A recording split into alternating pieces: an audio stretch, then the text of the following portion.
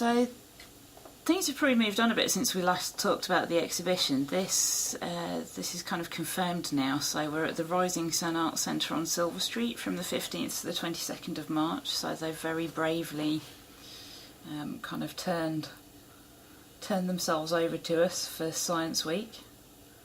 And the building is a Grade 2 listed building. So it's there's some limitations on what we can, bang into walls and things like that. So we're having a large format book made.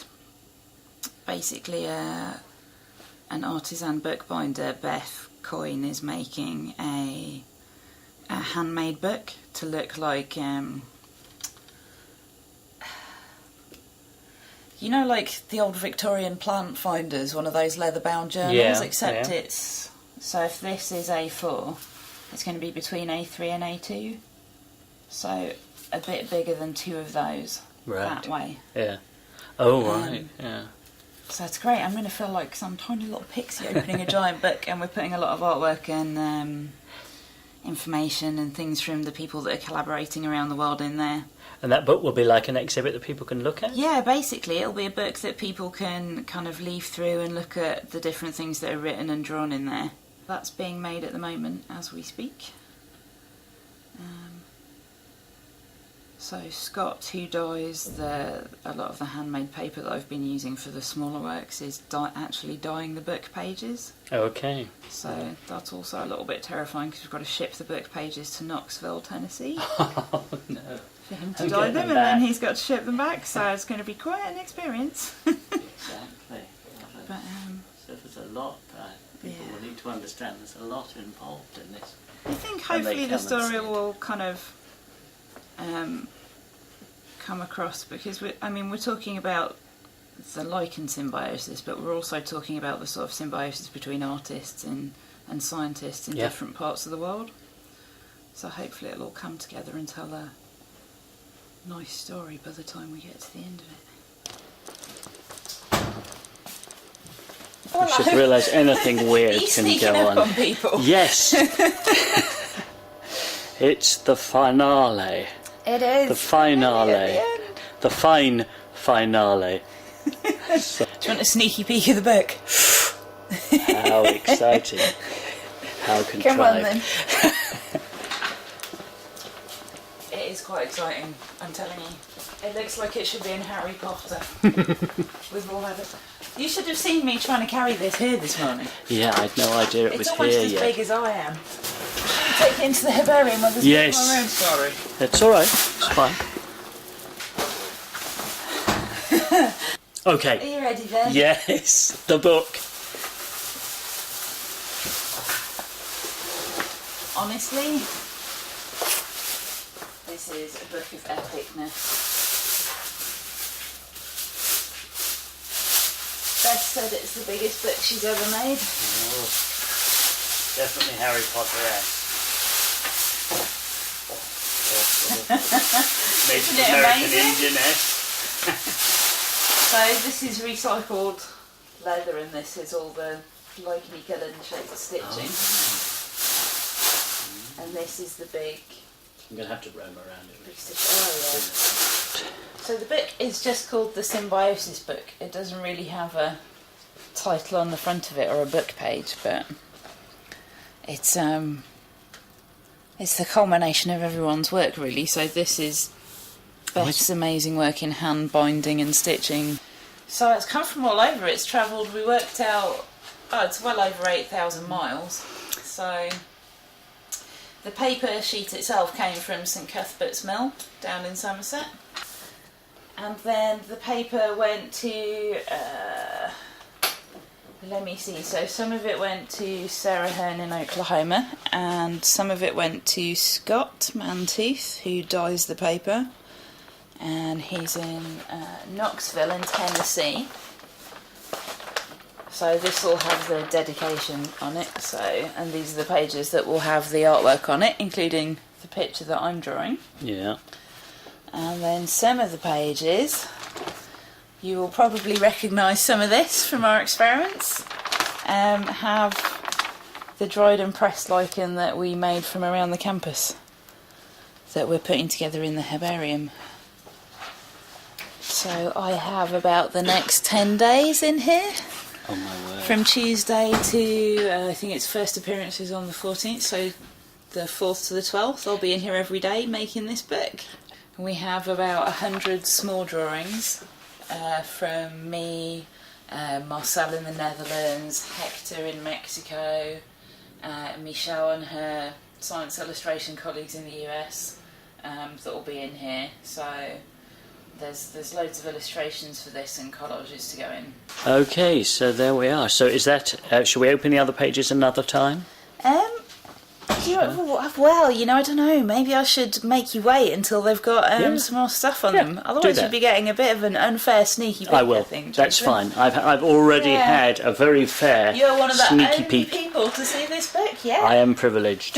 I am privileged. Let's close. Is it him or her, or neither? It's just Symbiosis. Oh, let's close the book. The book. Close the book. Okay, the book. Would you look at this just before I put it away? This book is almost as big as me. Yes. Marvellous. I am going to feel like a little pixie. Yeah. Normal size when I open this. Yeah. Pixie fits. It's exciting, isn't it? Very exciting.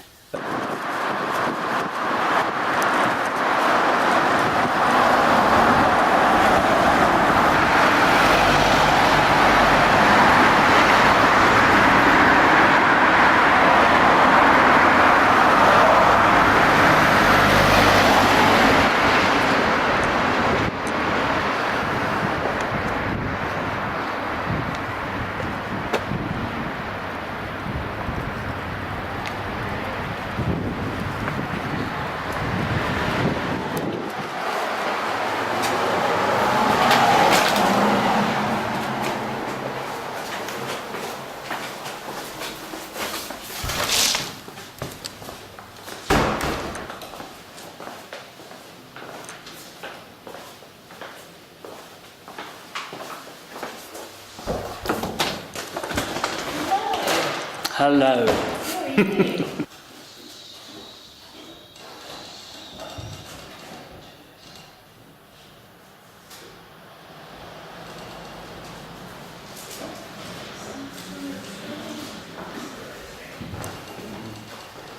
you go, Doctor M. Hot those behind you. Great. I'll put them in. Let me just write them in the book while I'm thinking about it, because we have to keep track of everything. For the cherry. And the change. Oh, sorry. This is the book. This is the finished book. Yeah, so it's been here. It's almost our last day now at the Royal Concern, which is quite sad. It's been a really nice time, and everyone's really enjoyed looking at it. Everyone's really loved the cover and the fact that it looks like, you know, an ancient tome or something. And Beth, who made the book, brought her family down, was able to come and look at it as well. So that's really sweet. But if we open it up, it's heavier than the table is. Yes.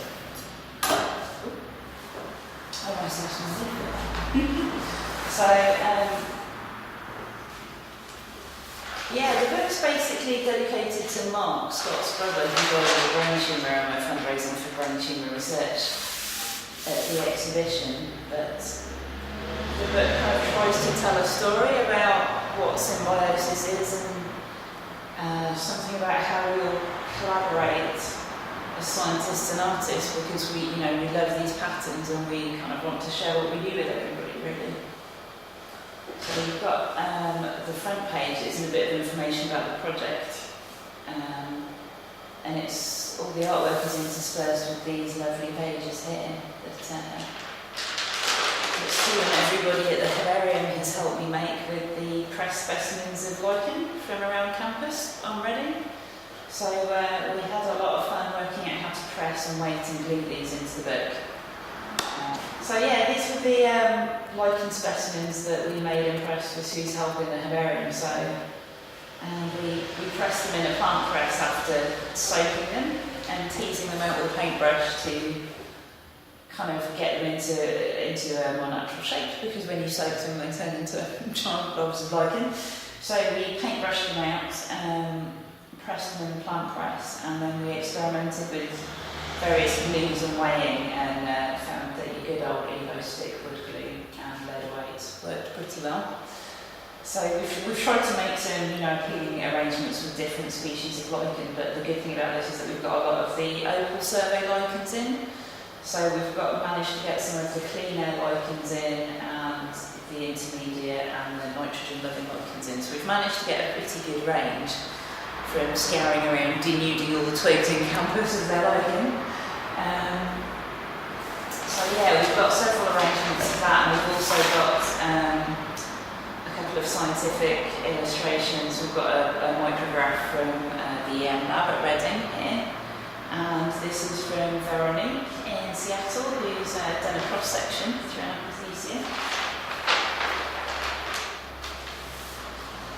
And then kind of interspersed with the pressings and the other work, we have collage poetry telling the story of the project and about lichen, mixed in with artwork from all the collaborators all over the world. So this is some work by Marcel, who's an maiden drawer in the Netherlands, and this is some collage poetry with me and Scott. We've also got a lot of little things like the lichen stamps and memorabilia. We've kind of got 50s postcards and information cards and cigarette cards throughout the book, which is really nice. It's been really fun, everyone moving around collecting those. This is one of my favourite pages. It's laboratory filters that Scott started with a fighting hardening technique to make working form textures. And I think they're just beautiful. I don't think they really need anything else. They're just kind of perfect art specimens. So we've got printing, ASCII poetry, and all kinds of collage from all the artists that have taken part. And we've had a lot of photographers who've let us draw from their images along the way. So this was based on a photo by the zoologist South America. Yeah, as we go through the book, we're basically telling the story about the way we work together, and also about the different environments you find lichen in. So these are the sections on woodland lichens. And the paper is just so large, it's really hard to cover the paper up, to be honest. We've got some old book prints which I think are really interesting, because they show how over time lichen's been lumped in with other kind of plants or seaweeds or fungi. This is that drawing. So I think you will have seen this before, Dr. M. Indeed. Yeah. A slow turning of that page. Some prints made of that one actually. I'm so fond of it now. Oh yes, for sure. But there's all kinds of things in here as we go through, basically. Some little collage poetry stories of how liken's been eaten, been used in perfume, and it still is used in perfume actually at Herbarium, known as oak moss. So in the perfume industry, especially in France, they collect tons of it. This is another one of my favourites. This is our clean air tree collage with got some vernier on there as well. We managed to get some really great looking specimens pressed. I'm really pleased with that one. Yeah, cleaner. So these are some more verniers on this. We've kind of made a collage tree trunk basically almost out of it, but we've got some really great specimens. We've got some really large ones in here, so I'm really pleased with how that's worked out. So this is a painting by Michel, it's one of my favourites as well. So there's some lichens that are called the lungs of the forest, and I thought it was really interesting that she painted a trachea, like a windpipe, along with her lichens. And we've got quite a few things about lichens in the landscape and how important they are. This is definitely one of the things that people have fed back who've come to the exhibition. We've actually had some people come on one day and come back in the next day and go, now that I've thought about this, I am actually seeing them everywhere. But lichens are really important to the landscape. I don't think, unless you stop and think about it, you realise how key they are to how you see, woodlands, graveyards, the kind of environments where you commonly find them, the seashore. And I guess this really makes you think about the place that they have in the way we kind of see the environment. Especially in a place like Reading, the built environment here, you can still find a lot of lichens. You can, especially on the edges of pavements and the stonework.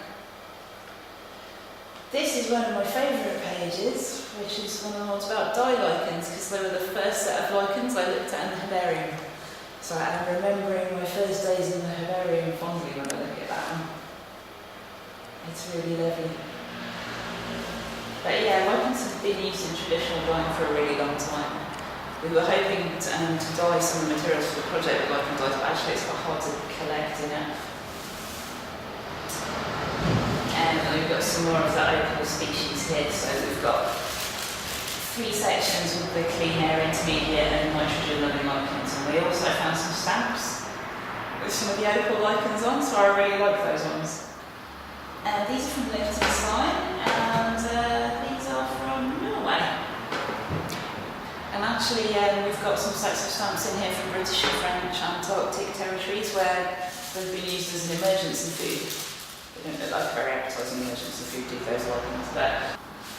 So we've got some more interesting old taxonomy. This is where somebody's essentially cut up an old book and sold the pages on eBay, which is kind of a bit of a shame, really. But I couldn't let it pass when I saw it, basically. So. This is our reconstruction of a Reading twig. So we've basically reconstructed the shape of one of the twigs on campus with lichens taken from the twigs on campus. So it's got a lot of the same species as the twig I was drawing, with the Fiskia and Xanthoria and all that kind of thing. But we've basically just tried to reconstruct a twig shape. One of my favourites, that, I think. Do you like it? I do like it. I like it. I have only just realised what you've done with that, and I like it a lot. It's like It appeals to my, I suppose, the botanical side. Botanical art, I guess.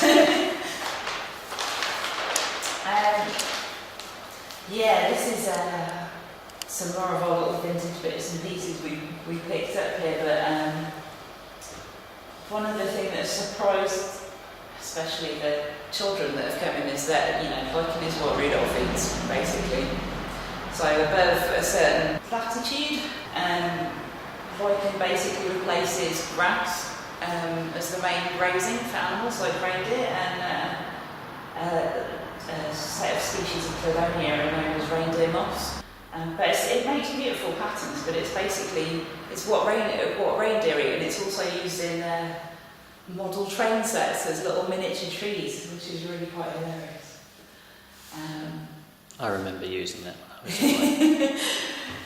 young. This is music from the Shuri Japanese college who are going to sing from the book. And these are folk songs. It's got a Japanese and English translation, about missing the landscape of your homeland, which is really nice. This is another of my favourite pages. I seem to have a lot of favourite pages. I was going to say, you have a lot, but you're allowed to have a lot. It's a long time working on a project. You get attached to things. This is one of the reprints of the old Ordnance Survey maps. And one of Reading that we've drawn map lichens on. This has had some really interesting feedback when people have come and seen it. People who are talking about what Reading looked like before the IDR and all this kind of thing. But I really like map lichens. They're one of my favourite. They make really cool patterns.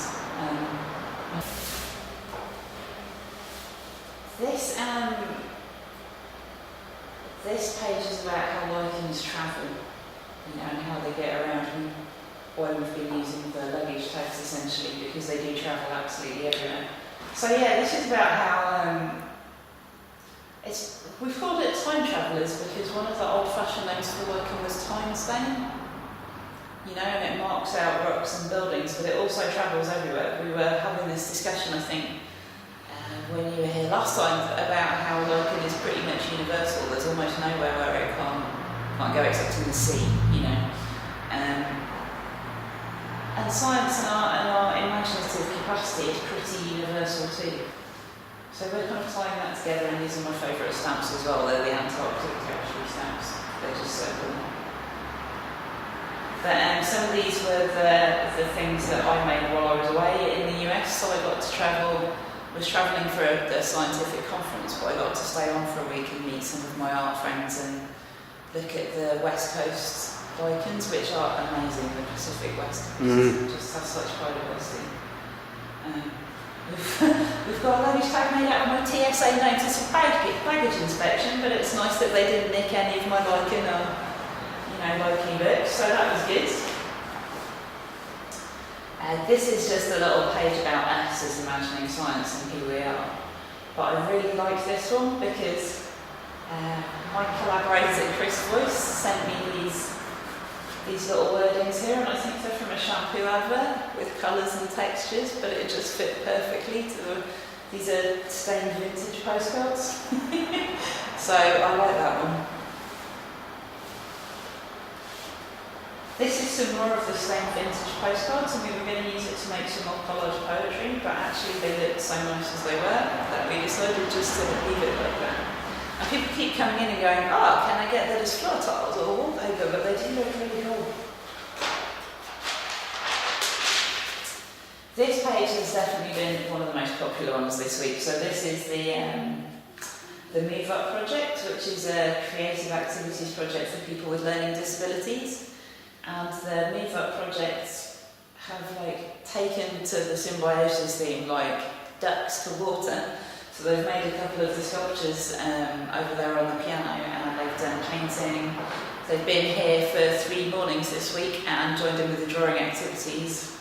We've had a great time. So I'm really pleased they collaborated, but they made some of their own luggage tags and made lichen patterns by pressing things onto photographic paper. Photographic paper and using glass sheets. It's really beautiful patterns they've got on there. But it's been really nice meeting with them, and they've been so enthusiastic. But I'm amazed how much everybody's taken to it. I mean, when we originally started, we wondered if lichen might be a bit of a hard sell, especially to younger age groups for the drawing activity. But everyone's totally loved it. So that's how wrong I was, basically. We've got some pages about crypsis and disguise. We've actually got quite a lot of those pictures on the luggage tags that are around the room as well, but we didn't want to miss it out of the book, basically, because so many different animals mimic lichen in order to disguise themselves, because lichen is so universal. Mimicry of lichen, in camouflage and crypsis is also pretty universal.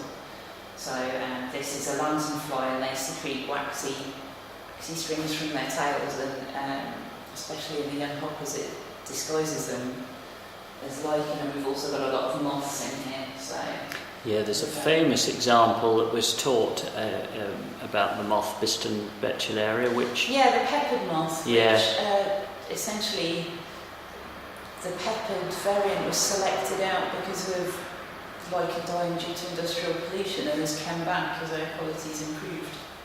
Yes, that's a really famous example.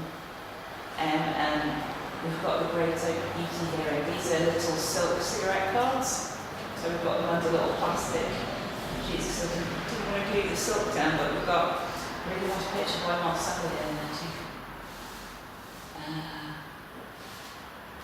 And we've got some more of our kind of lichen patterns here, and all lichen patterns. So Cam Fortin is a great photographer in the US and the West Coast who's let me draw from his photos.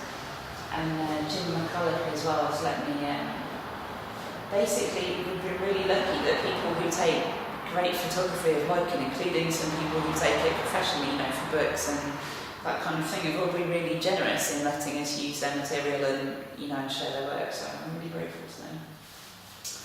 And that is the last page.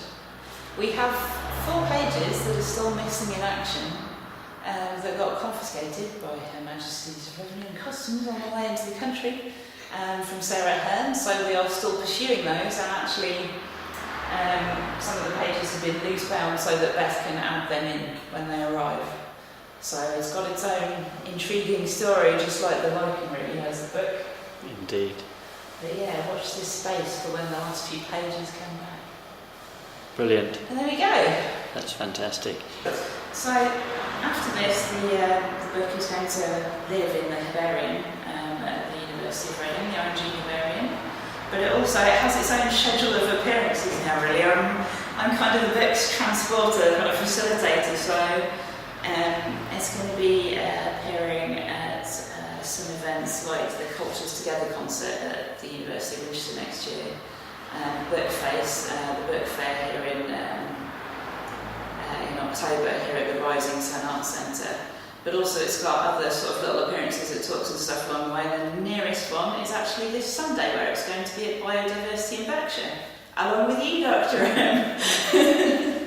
It's the 21st of March 2014 today, and the project started in April 2013. So we had our group show at about the same time.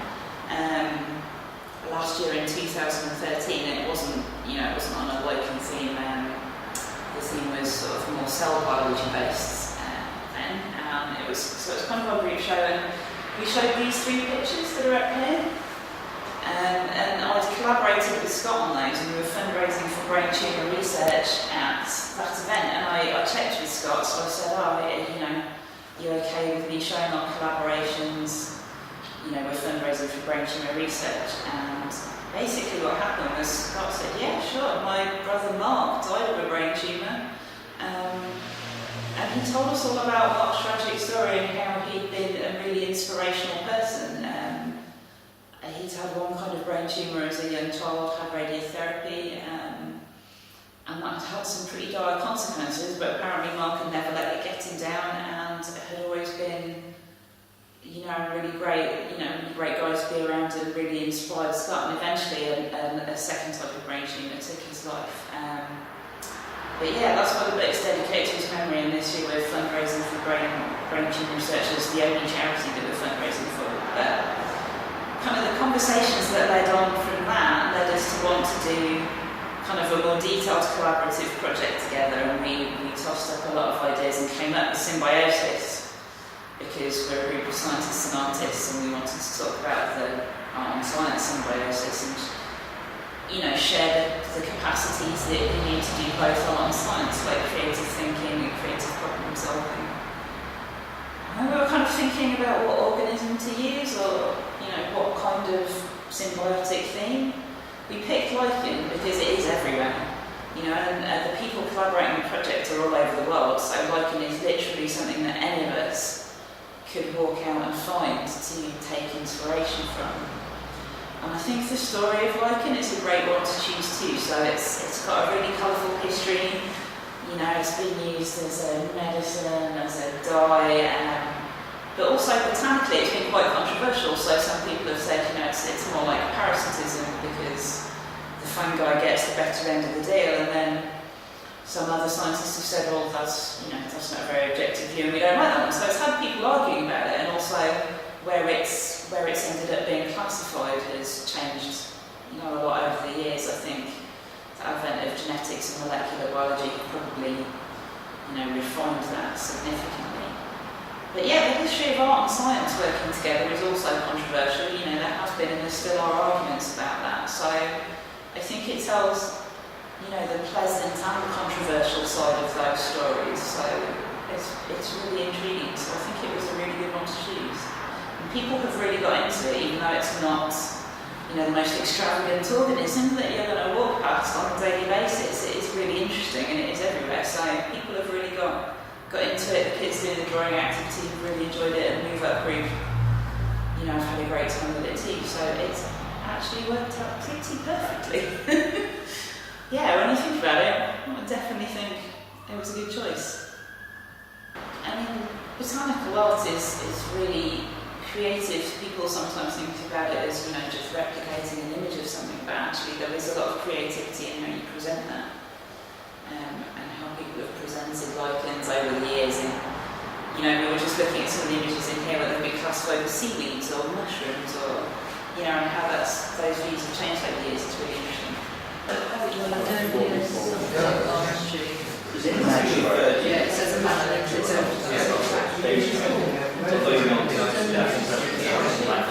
Yeah,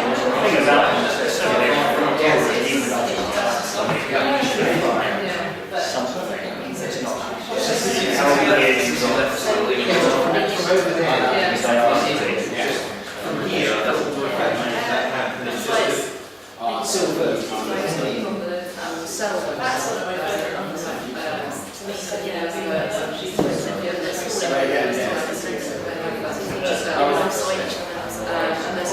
There's a picture of